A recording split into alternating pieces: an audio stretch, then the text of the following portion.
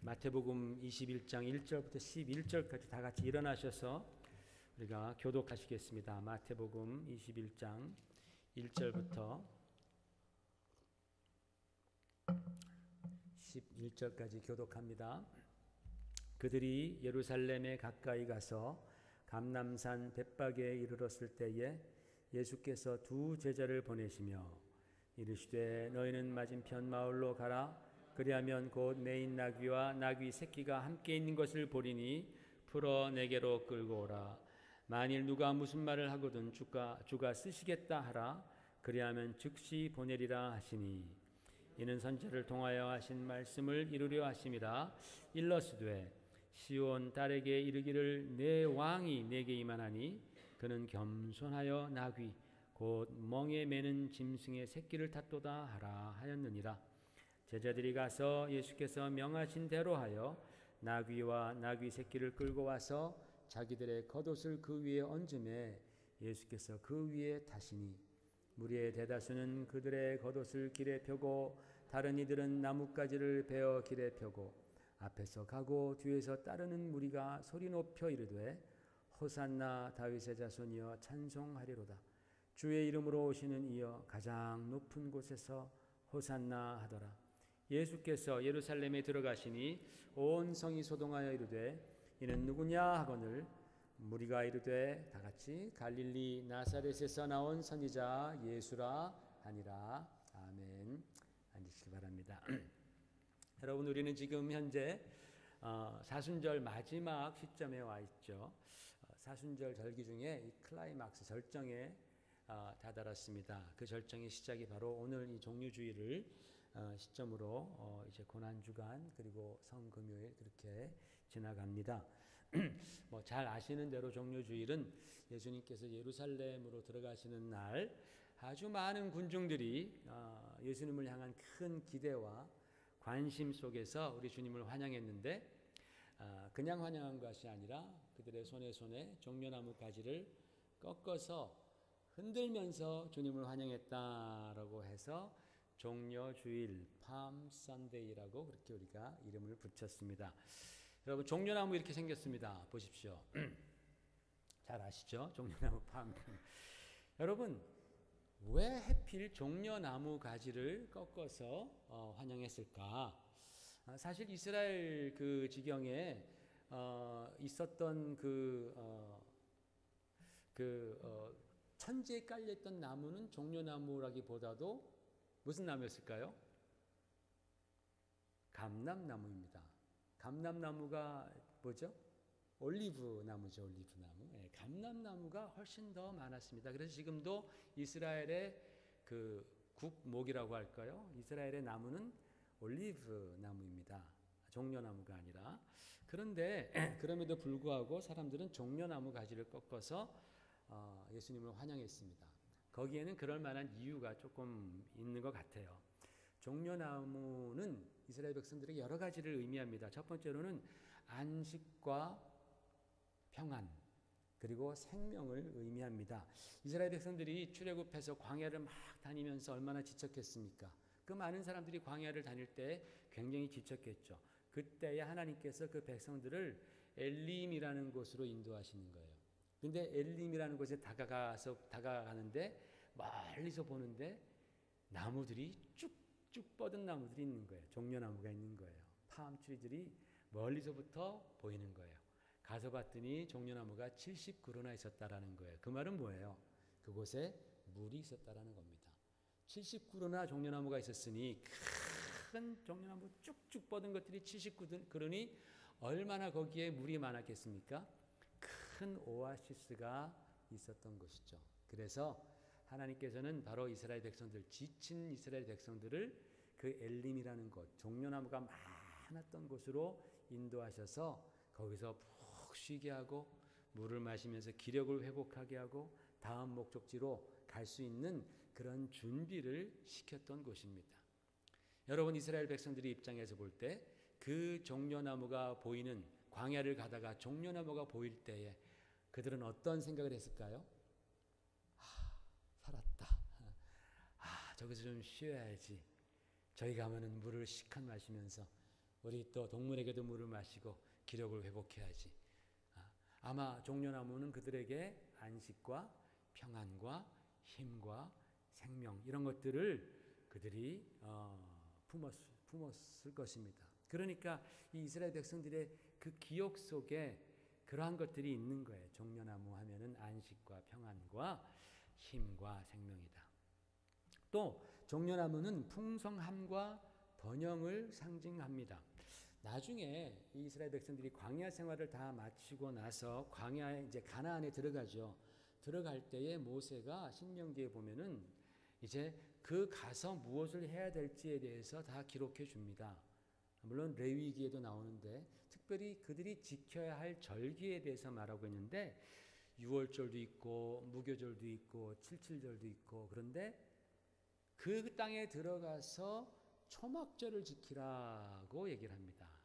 초막절은 뭐냐면 너희가 가나안 땅에 가서 집 짓고 편하게 살 때에 너희 조상들이 광야에서 그렇게 보냈던 시절을 너희가 기억하라라는 의미입니다.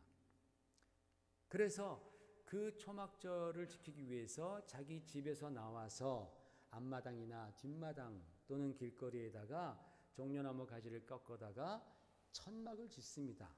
초막을 짓습니다. 그리고 거기에 일주일 동안 들어가서 초막절을 지키는데 얼마나 힘들었겠어요? 그런데 그 초막절은 슬픈 절기가 아닙니다. 왜냐하면 하나님께서 말씀하시기를 너희가 새로운 땅에 들어가서 첫 추수가 끝나면 그런 다음에 너희가 초막절을 지키라 그런 거예요. 그러니까 초막절은 지금으로 말하자면 추수감사절이랑 맞물려 있는 거예요. 하나님께서 우리에게 주신 이 새 땅에서 우리가 경작한 그 많은 햇 곡식들을 우리가 먹을 수 있게 된 것이 얼마나 감사해요. 그동안 만나로 먹고 살았는데 광야에서는 이제 곡식을 먹게 됐으니 얼마나 좋아요. 그죠? 그러니까 그 하나님의 은혜, 우리가 광야에서 하나님께서 우리 조상들을 낮에는 구름기둥과 밤에는 불기둥으로 인도해 주셨지, 그 광야에서 인도함 받았던 바로 그 기억과 새 땅에서 하나님의 은혜로 말미암아 풍성한 수확을 한 그 기쁨을 다 합쳐서 초막절을 지키는 거예요. 그러니까 초막절은 그들에게 있어서 뭐예요? 번영과 감사와 기쁨이라는 거예요. 그런데 그 초막을 종려나무 가지를 꺾어다가 만들었다라는 겁니다. 세 번째로 이 종려나무 가지는 승리를 의미합니다. 이러한 영적인 의미 말고도 역사적으로 볼 때에 BC 한 150년경 즈음 해서 그 당시에 아주 유대인들은 이 그리스 사람들, 헬라 사람들에게 많은 고충을 받았습니다. 핍박을 당했습니다. 특별히 종교적으로 굉장히 무시를 당하면서 자존심이 많이 상했어요. 그러던 중에 이스라엘 백성 중에서 용감하게 이제 독립운동, 말하자면 독립운동을 한 그런 사람이 있었으니 그 사람의 이름이 마카비라는 사람입니다. 이 마카비라는 분이 지금으로 우리도 말하면 일제시대 때에 일본과 우리나라의 국력이 잽이 안 되잖아요. 그들의 군사력, 그들의 화력이 잽이 안 됩니다. 저 광복군들 소총 몇 자루지만 그들은 비행기를 만들던 나라입니다. 이게 상대가 안 되었음에도 불구하고 몇몇 전투에서는 우리 독립군들이 크게 승리했던 경우가 있잖아요. 마치 그런 식으로. 그러나 이 마카비는요, 훨씬 더 완전하게 승리를 해서 나중에 돌아와서 마카비 왕조를 세울 만큼 아주 큰 승리를 거뒀습니다.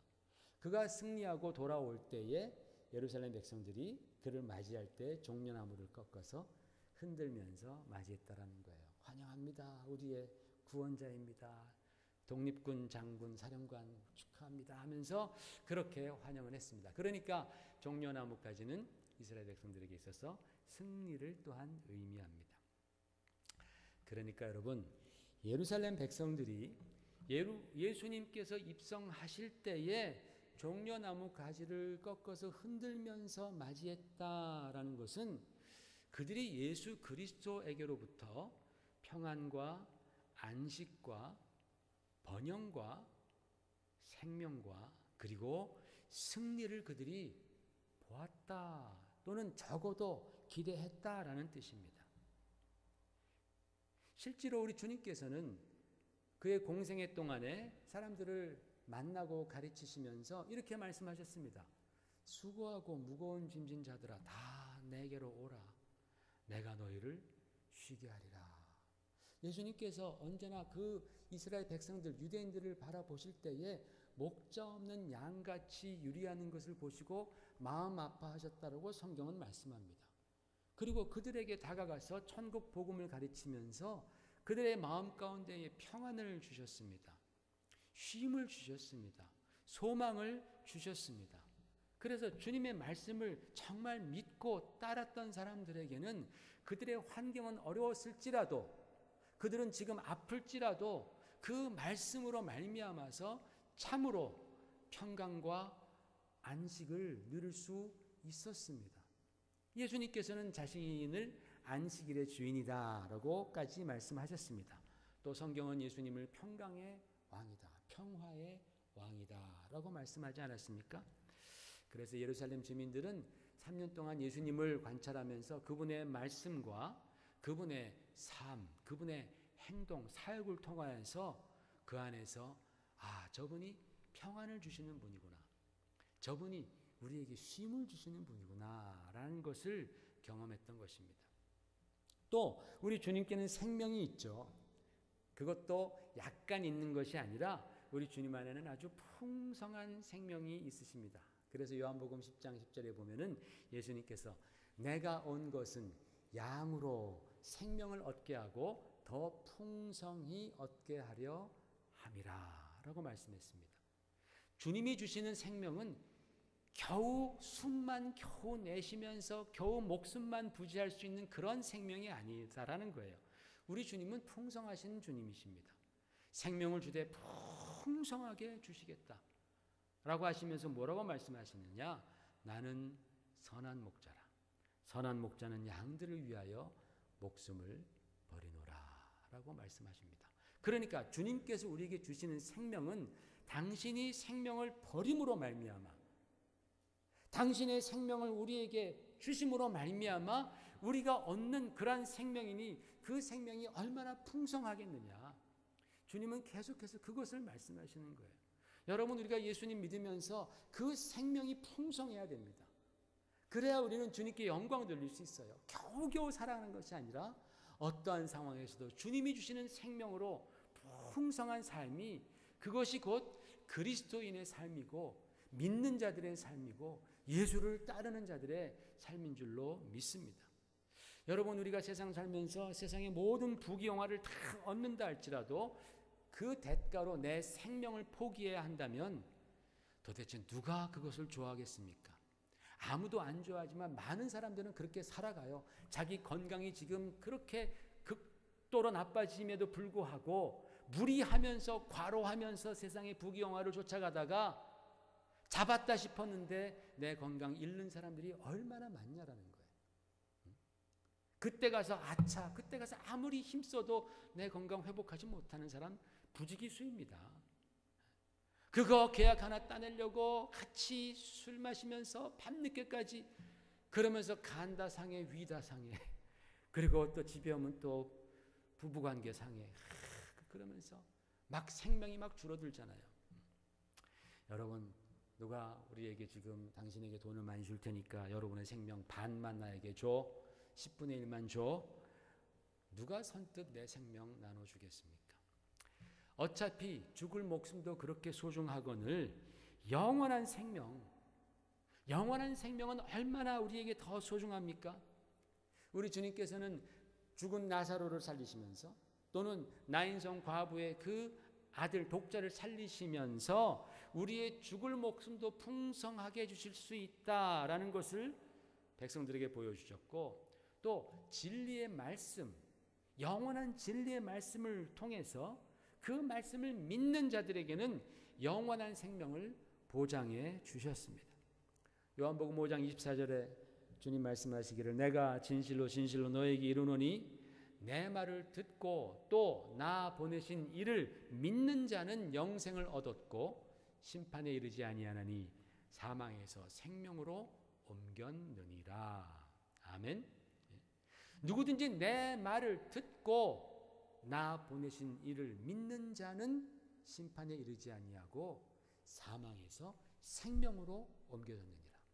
그 생명은 영생을 말하는 거예요. 영원한 생명을 말하는 거죠. 살아있는 사람들에게 지금 하시는 말씀이니까 주님을 믿는 자들, 그리고 주님께서 살아계신 하나님으로부터 오신 그 독생자라는 사실을 믿는 자들에게는 영생을 주신다. 영생이 있다. 영생을 얻었다라고 주님께서 분명히 말씀하셨습니다. 그 말씀이 이스라엘 사람들의 그 마음 가운데에 많이 들어가 박혔던 거예요. 그래서 예루살렘 주민들은 예수님에게서 그런 생명의 풍성함을 발견했던 것입니다. 또 우리 주님은 승리의 주님이십니다. 그런데 우리 주님의 승리는요, 사람을 상대로 하는 승리 또는 군대라든지 나라라든지 왕들이라든지 통치자들을 향해서 그들과 대적해서 싸워서 탈취하는 그런 승리가 아니고 영적 전쟁에서의 승리입니다. 그 승리는 참 신기한 승리입니다. 왜냐하면 우리 주님께서 십자가를 지시기 바로 전날 제자들을 모아놓고 말씀하시기를 담대하라. 내가 세상을 이기었노라. 그렇게 말씀하시는 거예요. 그리고 그 다음날 십자가에서 돌아가셨어요. 신기하지 않아요, 여러분? 그날 밤에 이제 겟세마네 동산에 가셨다가 군병들에게 붙잡혀서 채찍 맞고 몸이 갈갈이 찢겨서 십자가에서 돌아가실 텐데 처참하게 돌아가실 날이 바로 다음 날인데 주님께서는 말씀하기를 담대하라. 내가 세상을 이기었노라. 그렇게 말씀하셨어요. 주님께서는 분명히 승리를 선포하셨습니다. 승리를 선포하시고 그리고 십자가를 지신 거예요. 주님께서 십자길로 가실 때에 하나님께서 영광 받으셨다라고, 이미 영광 받으셨다라고 말씀하지 않아요. 무슨 승리입니까 도대체? 주님께서 우리에게 주신 그 승리가 어떤 승리입니까? 바로 세상의 가치관을 하늘의 가치관으로 이기는 승리입니다.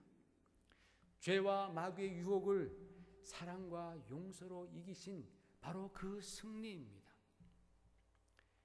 미움과 싸움을 사랑과 용서로 이기시고 마귀의 유혹을 하나님의 말씀으로, 진리의 말씀으로 이기신 바로 그 승리. 많은 사람들은 예수님 앞에서 사람들에게 붙어있던 더러운 귀신들이 막 소리 지르면서 나가는 것들을 많이 봤어요. 성경에는, 복음서에는 그러한 장면들이 수도 없이 나와 있습니다. 귀신 들렸던 사람들이 예수님 앞에서 그 귀신이 막 쫓겨가는 것들을 보았을 때에 많은 사람들은 야, 저분이 정말 승리자구나, 영적인 승리자구나라는 것을 그들이 느꼈던 것입니다. 그래서 예루살렘 주민들이 예수님이 들어오실 때에 종려나무 가지를 꺾어서 흔들었던 데는 다 그런 이유가 있었다라는 것이죠. 그런데 여러분, 그것보다도 더 중요한 이유가 있습니다. 그것은 바로 그들이 종려나무를 흔들면서 그들의 입으로 말했던 입에서 나왔던 말입니다. 그들이 뭐라고 말했는가? 9절 같이 우리 한번 보십시다. 9절 시작. 무리가 소리 높여 호산나 찬송하리로다. 주의 이름으로 오시는 이여 가장 높은 곳에서 호산나 하더라 그랬습니다. 호산나 호산나 하면서 외쳤습니다. 여러분, 호산나가 무슨 뜻인지 이제는 아실만도 하죠. 근데 호산나 하면 항상 좀 여러분 좀 어려워합니다. 어려운 문제 중에 하나 같습니다. 1년에 한 번 말씀드리니까 몇 번 들어도 몇 년이 지나간 거니까 벌써 자꾸 잊어버리죠. 호산나라는 것은 주여 이제 구원하소서라는 그런 뜻입니다. 호산나. 되게 좋은 말입니다. 호산나 하면 주여 이제 구원하소서, 제발 구원해 주시옵소서라는 그런 뜻입니다. 그런데 여러분, 이 호산나가 왜 중요하냐면요, 이게 그냥 백성들이 갑자기 만들어낸 구호가 아니기 때문에 그래요. 이 호산나라는 이 말은, 이 표현은 소위 말해서 족보가 있는 표현입니다. 이 족보도 아주 중요한 왕족 족보가 있는 그런 표현입니다. 우리 시편 118편 한번 보십시다. 22절부터 같이 읽어봐요. 시작. 건축자가 버린 돌이 집 모퉁이의 머릿돌이 되었나니 이는 여호와께서 행하신 것이요 우리 눈에 기이한 바로다. 이날은 여호와께서 정하신 것이라. 이날에 우리가 즐거워하고 기뻐하리로다. 여호와여 구하옵나니 이제 구원하소서. 여호와여 우리가 구하옵나니 이제 형통하게 하소서. 여호와의 이름으로 오는 자가 복이 있으며 우리가 여호와의 집에서 너희를 축복하였도다 그랬습니다. 여기서 보면은 이제 구원, 여호와여 구하옵나니 이제 구원하소서. 이 원문으로 히브리어로 보면 이제 구원하소서가 호시아나입니다. 여호와여 구하옵나니 안나 아도나이 우리가 구합니다. 하나님이시여 호시아나 우리를 구원하여 주옵소서. 안나 아도나이 우리가 구하옵나니 하츠리하나 우리를 형통하게 하시옵소서. 그렇게 원문에 나와 있습니다. 호시아라는 말은 우리를 구원해 달라는 말이고 나라는 말은 please라는 뜻입니다. now 또는 please라는 뜻입니다. 그래서 호시아나 하면은 이제 우리를 구원하소서. 우리를 제발 구원해 주셔서. 근데 이제 우리나라 말로 붙여서 말하니까 호산나 또는 뭐 호세나 뭐 이런 식으로 돼 있죠. 호시아나는 바로 이 시편 118편에 나온 그런 아주 유명한 말입니다. 그런데 여러분, 이 시편 118편은요, 다른 시편들에 비해서 굉장히 중요합니다. 왜냐하면 이 시편에는 메시아에 대한 예언으로 가득 차 있어요. 아까 건축자의 버린 돌이 모퉁이 돌이 되었다. 이것도 주님께서 직접 자기 자신에 대해서 말씀하실 때에 인용하신 글입니다. 그러니까 다른 시편들 중요하지만 메시아에 관한 예언이 들어가 있는 시편들은 너무나 중요했어요. 그래서 유대인들은 어렸을 때부터 그런 시편을 배우고 또 배우고 듣고 또 듣고 귀에 못이 박이도록 외웠습니다. 그래야지만이 그들이 오랫동안 기다렸던 메시아가 오실 때에 그분을 놓치지 않고 저분이 메시아다라고 그렇게 알 수 있다고 생각했기 때문에 메시아에 관한 시편들, 메시아에 관한 예언들은 그들이 잘 알고 있었다라는 겁니다. 그러니까 예수님께서 예루살렘에 입성하실 때에 우리 주님을 향해서 호시아나 호시아나 호산나 호산나 외쳤다라는 것은 그들이 진짜 정말로 예수님을 메시아로 인식했거나 아니면 적어도 저분이 바로 그분일 것이다 라는 기대는 했다라는 뜻이에요. 그래서 온 예루살렘이 기쁨과 환호로 들떠 있었습니다. 그런데 여러분, 이 말씀을 가만히 읽다 보면요, 그런 그 온 도성의 환성과 흥분과 기쁨과 난리와는 달리 우리 예수님은 굉장히 차분하시다라는 느낌을 받습니다. 나귀 새끼에 타시고 아주 겸손하게 묵묵하게 예루살렘으로 입성하십니다. 백성들은 막 환호했지만 예수님은 마치 요즘 보는 정치인들처럼 뭐 이러고 그런 게 아니라 예수님은 굉장히 차분하게 들어오시는 거예요. 어떤 말씀도 어떤 행동도 하지 않으십니다. 왜냐하면 바로 그 예루살렘의 입성의 길이 마침내는 최종적으로 십자가를 짊어지시는 바로 그 길의 초입이기 때문에 그래요. 그러니까 주님께서는 그동안 공생애에서 예루살렘으로 여러 번 오셨습니다. 그 문을 여러 번 통과하셨습니다. 그러나 오늘 바로 이 종려주일에 통과하는 그 예수님의 마음은 그 다른 때보다도 훨씬 더 비장한 거예요. 내가 이제 골고다로 가서 하나님께서 나에게 맡기신 바로 그 십자가를 내가 지리라. 굉장히 주님의 마음은 어떻게 보면 무겁다고 할까요? 비장한 것이죠. 그렇게 주님께서는 그 예루살렘 입성을 하십니다. 여러분, 우리 주님께서 사람들이 기대하는 그런 평안과 또는 안식과 생명과 승리와 번영 이런 거를 우리들에게 공급하신 것, 주신 것은 분명히 맞습니다.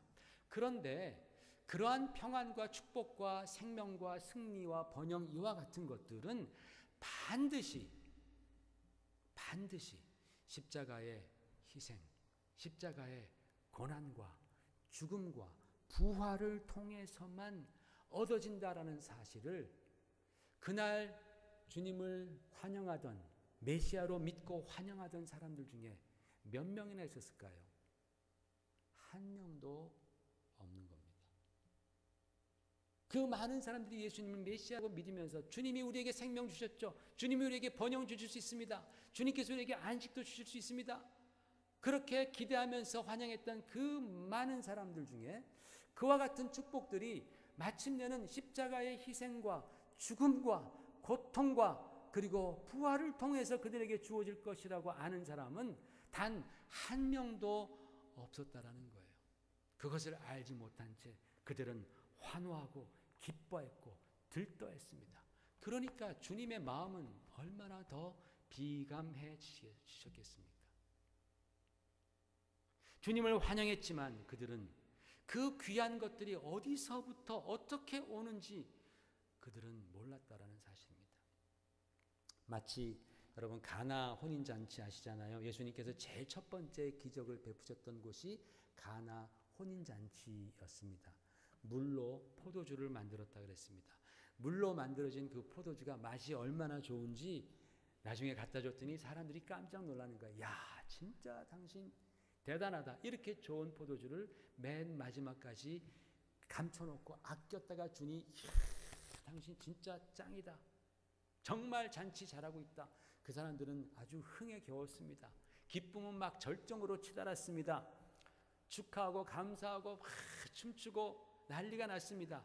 그러나 그 모든 사람들, 그 포도주를 맛봤던 사람들은 그 포도주가 과연 어디서 어떻게 누구에 의해서 만들어져서 공급되었는지 그들은 몰랐다라고 성경은 말씀했잖아요. 그들은 즐겼지만 바로 그 포도주가 어디서 왔는지 그들은 알지 못했습니다. 단 아는 사람들이 있었는데 그들은 주님의 말씀에 묵묵히 순종했던 하인들은 알더라라고 성경은 기록합니다. 흥이 나서 즐겼던 그것을 인조이했던 사람들은 몰라요. 어디서부터 그 포도주가 왔는지 모르지만 그러나 종으로서 겸손하게 주의 말씀에 순종했던 그 하인들은 알았더라. 여러분 그 말은 무엇입니까? 마음이 들뜨고 흥분하며 좋아라 했던 사람들보다 사실은 주의 명령에 겸손하게 묵묵하게 순종했던 그 종들이 더 축복받았다라는 그런 의미입니다. 그렇죠? 여러분 그렇습니다. 그 종들이 훨씬 더 축복받았습니다. 그렇다면 여러분 예루살렘 예수님의 예루살렘 입성 사건에서 가장 축복받았던 존재는 과연 누구였을까요? 누가 과연 가장 복받았을까요? 제가 여러분과 함께 주목하고자 하는 존재는 바로 이 나귀 새끼입니다. 나귀. 성경은 이렇게 말합니다. 우리 마태복음 21장 2절 3절 같이 보십시다. 시작. 너희는 맞은편 마을로 가라. 그리하면 곧 매인 나귀와 나귀 새끼가 함께 있는 것을 보리니 풀어 내게로 끌고 오라. 만일 누가 무슨 말을 하거든 주가 쓰시겠다 하라.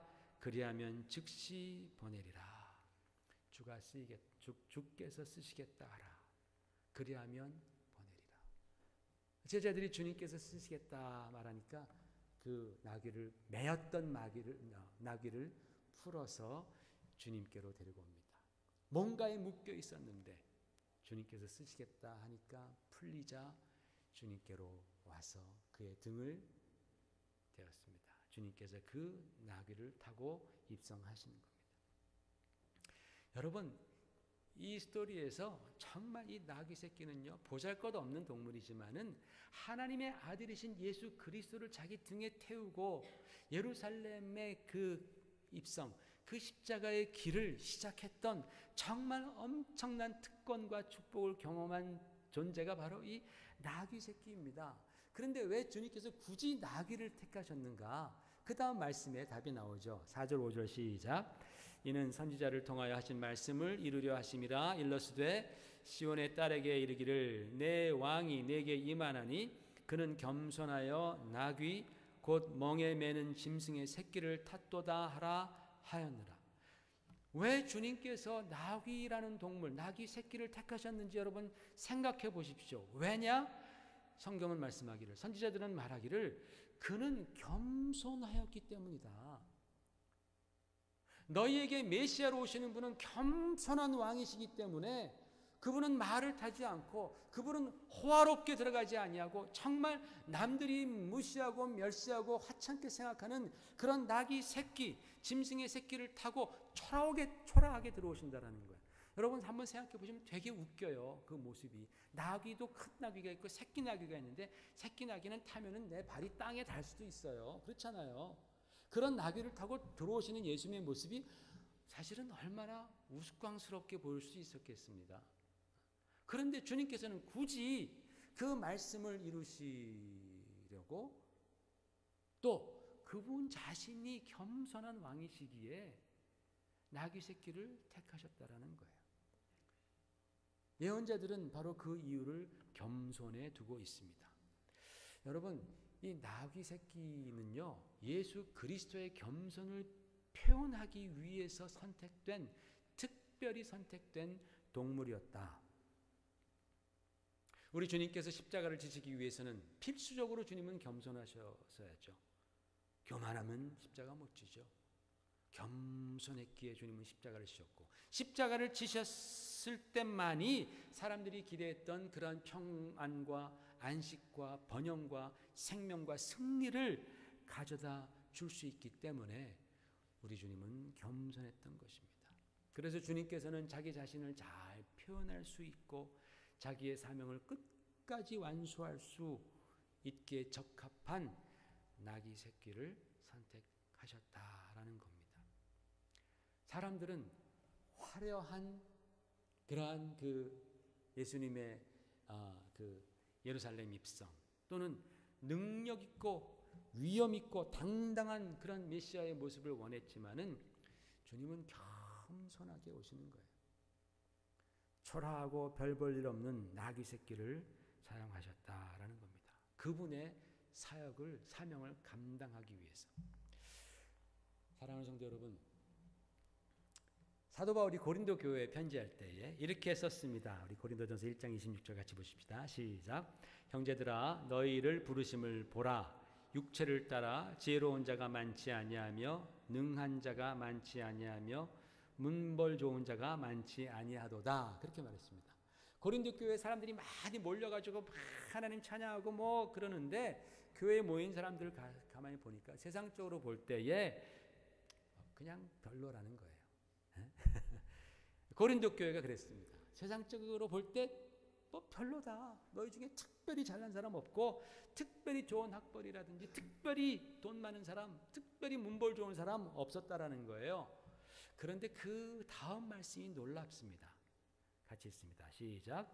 그러나 하나님께서 세상에 미련한 것들을 택하사 지혜 있는 자들을 부끄럽게 하려 하시고, 세상에 약한 것들을 택하사 강한 것들을 부끄럽게 하려 하시며, 하나님께서 세상에 천한 것들과 멸시받는 것들과 없는 것들을 택하사 있는 것들을 폐하려 하시나니, 이는 아무 육체도 하나님 앞에서 자랑하지 못하게 하려 하심이라 그랬어요. 그러나 걱정하지 말라라는 거예요. 너희가 문벌이 안 좋고 너희가 세상에서 특별히 잘나지 못했다 할지라도 그거 상관없다라는 거예요. 하나님께서 그런 자들을 모으시는 이유는 바로 그들을 택하사 소위 훌륭하다라고 생각하는 사람들을 부끄럽게 하시고 자기 자신을 자랑하지 못하도록, 하나님 앞에서 자랑하지 못하게 하시려고 초라하고 힘없고 형편없는 자들을 택하여 쓰신다라는 그런 의미입니다. 여러분, 이것이 바로 하나님께서 하나님의 나라를 이루어 가시고 하나님의 뜻을 성취해 가시는 전략이에요. 여러분 잘 기억하시기 바랍니다. 하나님께서 어떻게 하나님의 나라를, 하나님의 교회를, 또 하나님의 그 뜻을 세워가시고 펼쳐가시는가? 사람들이 볼 때는 천하고 또 멸시받고 힘없는 사람들이지만은, 그러나 그리스도 안에서 주님의 그 은혜와 사랑과 능력으로 그런 사람들을 새롭게 해주시고 그들을 사용해 주셔서 주님의 영광과 주님의 의와 주님의 사랑을 드러내시는 것, 그것이 곧 하나님의 전략이다라는 거예요. 역적인 원리라는 거예요. 이게 바로 하나님의 뜻입니다. 물론 그렇다고 해서 교회에서 세상적으로 성공한 사람이 오지 말라라는 그런 뜻은 분명히 아니죠. 다만 그들이 세상적으로 성공했다 할지라도 하나님 앞에 왔을 때에는 하나님께서 일하시는 그 원리를 좀 이해하라라는 거예요. 네?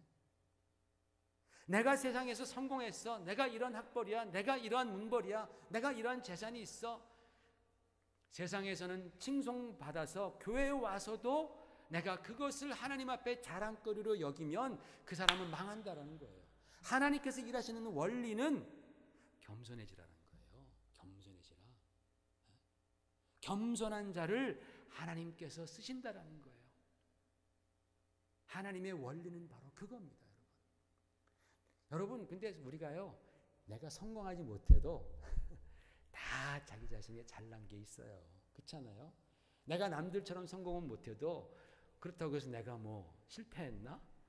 나는 나름대로 내가 그래도 자랑할 게 얼마나 많은데, 주 안에서 자랑하라는 거죠. 주 안에서. 하나님 앞에서 의시되지 말고 나귀처럼 겸손하라라는 거예요. 교회는 그런 사람들이 모이는 곳입니다. 하나님께서는 그런 사람들을 들어서 사용하시는 거예요.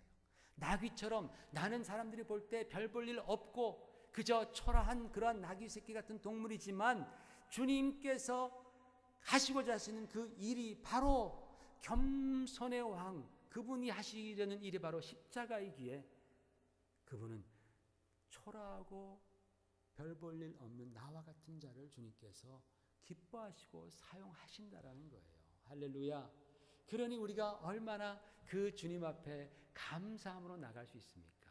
내가 부족하고 천하고 내가 연약하지만 나귀처럼 주님의 음성에 순종하고 내가 엎드려 내 등을 주님께 댄다면 그는 하나님께서 사용하시는 자가 되는 거예요. 그런데 여러분, 안타깝게도 교회 안에서 많은 사람들이 이 영적인 원리를 몰라요. 많이 들었지만 그 영적인 원리를 외면합니다. 하나님의 축복이 무슨 통로를 통하여서 임하는지, 하나님의 역사가 어떠한 사람들을 통하여서 이루어지는지 그들은 잘 몰라요. 그래서 십자가 없는, 고난 없는, 희생 없는, 은혜 없는, 사랑 없는 그러한 기쁨, 그러한 승리, 그러한 번영만을 원한다라는 거예요. 요즘에 교회 다니면서 계속해서 그러한 번영, 잘 되는 것, 이것만 원하지 십자가는 원하지 않아요. 주님의 그 고난은 원하지 않아요. 예루살렘 주민이 막 주님을 환호했지만 그들이 원하는 그런 축복들이 어떤 경로를 통해서 어떠한 방법으로 그들에게 임하는지 그들은 몰라요. 알고 싶지도 않아요. 여러분, 사람들은요, 겸손하게 엎드리는 그 나귀보다도 쉽게 흥분하고 환호하면서 소리치면서 요란을 떨어야지만이 복을 받는 줄 안다, 이 말씀입니다. 그러나 여러분 보십시오. 이 스토리의 전개를 우리는 다 알고 있습니다. 그렇게 환호하고 요란 떨었던 그 사람들이 나중에는 예수님을 죽이라, 예수님을 외면하지 않습니까? 이게 정말 우리에게는 두려운 이야기입니다. 2000년 전에 있었던 일이지만 그러나 오늘 우리들에게도 일어날 수 있는 일이라는 거예요. 저에게도 여러분에게도. 우리가 까딱 잘못하면, 내가 정말 나귀의 위치가 되지 않는다면 우리는 까딱 잘못하면 저 환호하는 군중 속에 내가 있을 수도 있다라는 그런 말씀입니다. 그래서 종려주일은 우리들에게 많은 것들을 생각하게 합니다. 여러분, 저와 여러분은 두말할 것 없이 물론 우리 주님을 환영합니다. 우리 주님 사랑합니다. 우리도 호산나 호산나 하면서 주님을 찬양했습니다. 그러나 진심으로 나는 과연 어떤 편에 섭니까? 나는 과연 정말 어떤 편에 서서 주님을 환영합니까? 내 마음에 있는 예루살렘은 어떤 방식으로 우리 예수님의 오심을 지지합니까? 군중처럼 그렇습니까? 아니면 나귀처럼 그렇습니까? 여기에 대한 분명한 대답을 여러분은 하셔야 됩니다. 나는 과연 군중이 되겠는가? 아니면 나귀가 되겠는가? 사랑하는 성도 여러분, 우리가 모시는 예수님은요, 그분은 겸손한 분이에요. 우리가 배우고자 하는 그 주님은 왕이시지만 겸손한 왕이시다라고 성경은 말하고 있습니다. 십자가를 지시기를 외면하지 않았던, 우리를 위해서 고난받으시기를 외면하지 않았던 그러한 겸손한 분이심을 여러분 잊지 마시길 바랍니다. 그 겸손한 분께 영광 돌리는 것은 우리도 겸손해지는 거예요. 그렇죠? 그 분을 우리가 세상에 드러내는 방법은 나 자신도 겸손해지는 거예요. 나귀처럼 겸손해지는 거예요. 묵묵하게 주님의 말씀에 순종하면서 겸손한 주님을 따라 우리도 겸손해지셔서 하나님께 영광 돌리시는 저와 여러분 되시기를 주님의 이름으로 축원을 드립니다. 하나님 아버지, 오늘 종료주일을 맞이하여서 우리는 어느 편에 설 것인가를 한번 생각해 보았습니다. 주님, 우리는 정말 겸손하게 주님을 모시고 있는가? 정말 겸손하게 우리는 주님을 섬기고 우리 성도들을, 형제자매들을 섬기고 교회를 섬기고 있는가? 아니면 환호하면서 요란 떨면서 그렇게 마치 예루살렘에서 주님을 맞이했던 그 군중들처럼 많은 것은 알지만 그러나 결정적인 것은 알지 못했던 바로 그러한 군중들처럼 우리는 교회에 다니고 있는가? 정말 우리는 생각해 보게 됩니다. 하나님 아버지, 우리 사랑하는 성도들, 우리 큰사랑교회는 정말 겸손한 모임이 되기를 원합니다. 겸손한 성도들 되기를 원합니다. 겸손한 교회가 되어서 겸손의 왕으로 오신 우리 주 예수 그리스도를 드러내는 그러한 믿음의 공동체 되도록, 사랑의 공동체 되도록 주여 인도하여 주옵소서.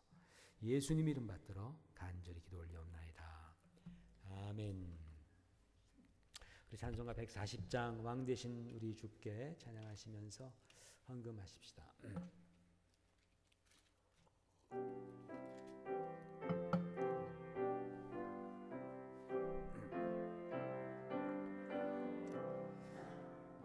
왕 되신 우리 주께 다 영광 돌리세. 그 옛날 많은 무리 호산나 불렀네. 다윗의 자손으로 세상에 오시어 왕 위에 오른 주께 다 영광 돌리세. 저 천군 천사들이 호산나 부르니 그때 알아가던 무리 다 화답하도다. 저 유대 백성같이 종려가지 들고 오시는 주를 맞아 호산나 부르세. 주고난 받기 전에 수많은 무리가 영광의 찬송 불러 주 찬양하였네. 이같이 우리들도 주 환영하오니 그 넓은 사랑 안에 다 받아주소서. 아멘. 아버지 하나님 고맙습니다. 주 앞에 나올 때에 또 마음과 뜻과 정성을 다하여서 우리의 인생이 스며 있는 이 귀한 물질을 주님 앞에 드립니다. 주님, 우리의 물질 받으시기에 합당하심으로 우리가 또 여러 가지 모양으로 주님 앞에 이 물질을 드리오니 주님께서 받아주시고 우리의 마음과 우리의 삶을 주님께서 받으시며 축복하여 주시옵소서. 하나님 아버지, 이 물질이 주님의 영광 위에서 쓰임받고 또 주님의 몸된 교회를 위해서 온전히 잘 쓰임받을 수 있도록, 또한 복음을 위해 쓰임받는 물질 되도록 하나님께서 기름 부어 주시옵소서. 바친 손길들 아버지 하나님 그 마음을 아십니다. 하나님께서 그 인생을 인도하여 주시되 낮에는 구름기둥으로 밤에는 불기둥으로 하나님께서 참으로 아름답게 인도해 주셔서 참으로 그 주님의 인도 안 받는 인생들의 삶이 얼마나 풍성하고 행복하고 영광스러운지, 주여 얼마나 주님의 생명으로 풍성한지, 얼마나 주님께서 주시는 사랑으로 풍성한지 많은 사람들이 보고 깨닫게 하여 주옵소서. 기도하는 바가 있습니다. 가정마다 기도하는 바, 주여 그 기도를 주님께서 들으시되 우리가 기도하는 것보다 더 풍성하게 들어주시는 주님, 그렇게 역사하여 주옵소서. 예수님 이름 받들어 간절히 기도 올리옵나이다. 아멘. 교회 소식을 함께 보겠습니다. 오늘 또 특별히 우리 반주자가 지금 안 계시잖아요. 우리 사모가 이제 오늘부터 뉴스그룹을 가가지고, 그런데 오늘 이렇게 또 김영은 자매님께서 예배 반주를 오늘 섬겨 주셨는데 감사드립니다. 우리 박수로 한번 감사합니다. 우리 표현하시고 감사합니다. 오늘 예배 후에 남선교회 주관으로 지금 밖에 비가 많이 와요. 그쳤어요? 하여튼 뭐 어쨌든 밖에 못하면 안쪽이라도 우리 교회 대청소를 하겠습니다. 이번 주에 신약 통독 사순절 특별 행사로 신약 통독이 이번 주에 이제 끝이 납니다. 여러분 너무나 많이 수고하셨고 여러분이 생각하더라도 대견하시죠, 그죠? 그래서 우리 자녀들도 함께 참여했는데 이번 주 마지막까지 토요일까지 잘 여러분 그렇게 또 경주하시길 바랍니다. 이번에는 특별히 마태복음이 이제 화요일부터 시작합니다. 그래서 예수님의 그런 쭉 사역과 고난이 거의 이제 고난 주간 그리고 성금요일 이렇게 맞게 이렇게 토요일까지 이렇게 읽게 되었습니다. 여러분이 그래서 그렇게 읽으시고 은혜 받으시기를 부탁을 드립니다. 고난 주간 특별 새벽 기도회가 이번 주 화요일부터 금요일까지 오전에 5시 30분에 있습니다. 여러분 또 힘드시지만 또 우리를 위해서 고난 받으신 주님 생각하면서 나오셔서 마음에 결정하시고 나오셔서 같이 기도하시는 시간 되었으면 좋겠습니다. 그리고 성금요일, 이번 주 금요일에는 성찬 예배가 있습니다. 8시에 우리가 성찬을 같이 들면서 주님을 기념하는, 주님의 죽으심을 기념하는 그런 시간을 갖습니다. 다음 주일은 부활주일이고 우리 창립 12주년입니다. 감사 예배를 드리는데 여러분 또 초청하실 분들 계시면 초청해 주시고, 그래서 또 은혜 있고 풍성한 예배 될 수 있도록 여러분이 기도해 주시고 준비해 주시기를 부탁을 드립니다. 우리 다 같이 일어나셔서 오늘 우리 장희 형제가 오늘 마지막이에요? 2주하죠. 텍사스로 2주하죠. 혼자 2주예요? 아니면 다 같이 해요? 다 같이 해요? 그럼 우리 다음 주에 우리 수연자매 다 가요? 그럼 우리 아직 몰라요? 오늘이 마지막이에요? 아유, 오늘 마지막.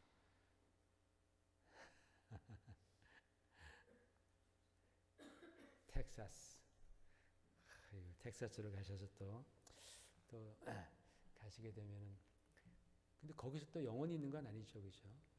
이주하지만 또 어떻게 또 하나님께서 인도하실지 모릅니다. 그래서 여러분 또 석별의 정을 나눠주시고 그랬으면 좋겠습니다. 우리 잠깐 우리 위에서 기도하겠습니다.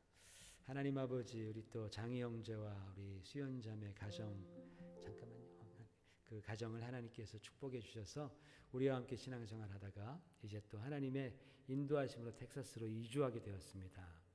아버지, 그 가정 축복합니다. 우리 교회에서 참으로 여러 가지 함께 이제 기쁨과 또 슬픔과 또 은혜와 사랑들을 나누었습니다. 우리 교회에서 결혼하고 또 귀한 딸도 얻었습니다. 하나님 아버지, 참으로 그러나 또 주님의 인도하심으로 먼 곳으로 가지만 그곳에서도 신앙생활 잘 할 수 있도록 좋은 교회 또 좋은 목자 만나게 하여 주시고, 가는 곳마다 충성하고 순종함으로 말미암아 주의 뜻을 이루어가는 그러한 귀하고 복된 가정 되게 하여 주옵소서. 우리가 헤어져서 참 섭섭하지만 다시 또 만날 날이 있으리라 확신합니다. 하나님께서 다시 만날 때까지 우리가 서로 주 안에서 강건하게 주님 섬기다가 만날 수 있도록 주여 축복해 주시옵소서. 예수님 이름으로 축복하며 기도 올리옵나이다. 아멘. 우리 다 같이 일어나셔서 사랑하는 나의 아버지,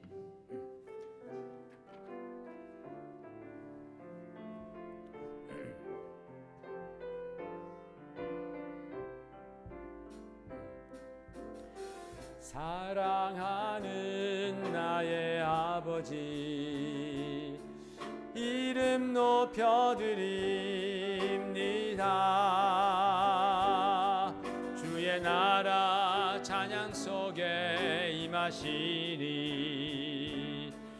능력에 주께 찬송하네.